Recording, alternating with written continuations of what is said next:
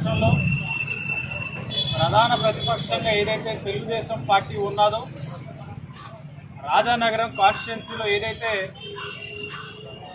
నిర్భయ సోదరమని ఏదైతే ఉన్నదో ఆవిడికి ప్రధాన ప్రతిపక్షంగా మా వంతు తెలుగుదేశం పార్టీగా చంద్రబాబు నాయుడు గారు, నారా లోకేష్ గారు న్యాయం చేయడం జరిగింది. అధికార పక్షంగా ఉన్న వైఎస్ జగన్మోహన్ రెడ్డి గారు అరెస్ట్ ఎందుకు చేయలేదని చెప్పి మేము ప్రశ్నించడం జరిగింది. ఈరోజు మరలా అడుగుతా ఉన్నాం, నిర్భయ ఏదైతే సోదరిమణి ఉన్నారో చాలా దురదృష్టమైన సంఘటన చేసే గవర్నమెంట్ హాస్పిటల్ ఎప్పుడైతే తెలుగుదేశం పార్టీ తరఫున దళిత నాయకులు బృందం వస్తూ ఉన్నారో ఆవిడికి కోవిడ్ పాజిటివ్ అని చెప్పడం జరిగింది.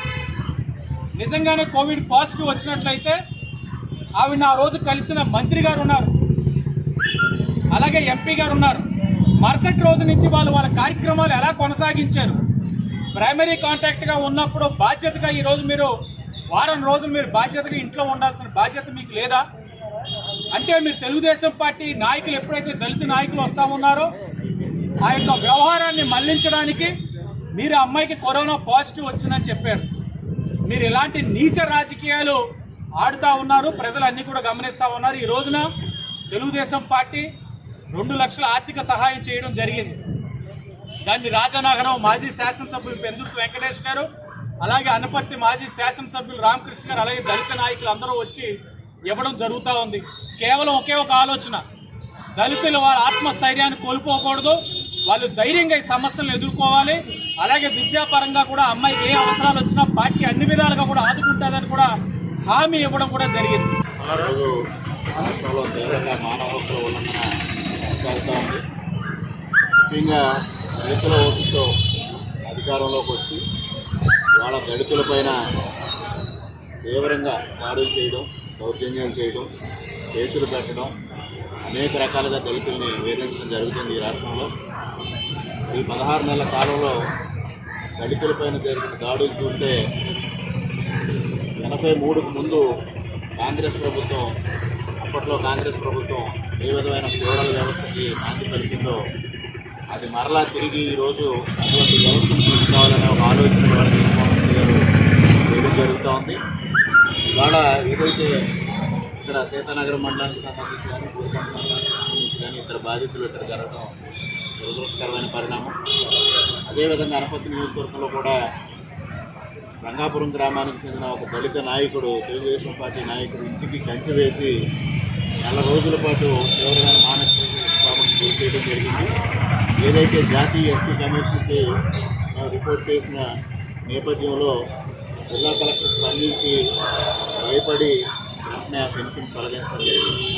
అదేవిధంగా ఇవాళ అక్షకుమార్ గారి పైన కానీ, సుధాకర్ గారి పైన కానీ, అక్షరాణి గారి పైన కానీ, మహాశాఖ నాయకుడు రాజేష్ పైన కానీ ఈ విధంగా ఎంత దారుణంగా దళితులపైన రాష్ట్ర వ్యాప్తంగా వేదికలు మనకు చూసాం. మాస్క్ పెట్టుకోలేదని ఒక దళితులు కొట్టి చెప్పారు. ఇవాళ సాక్షాత్తు రాష్ట్ర ముఖ్యమంత్రి మాస్క్ పెట్టుకున్న పరిస్థితి మనం చూస్తూ ఉన్నాం. అంటే ముఖ్యమంత్రికి ఒక న్యాయం, సామాన్యుడికి ఒక న్యాయం అనే పరిస్థితి ఇవాళ రాష్ట్రంలో కొనసాగుతూ ఉంది. దీన్ని అంతమొందించాలి.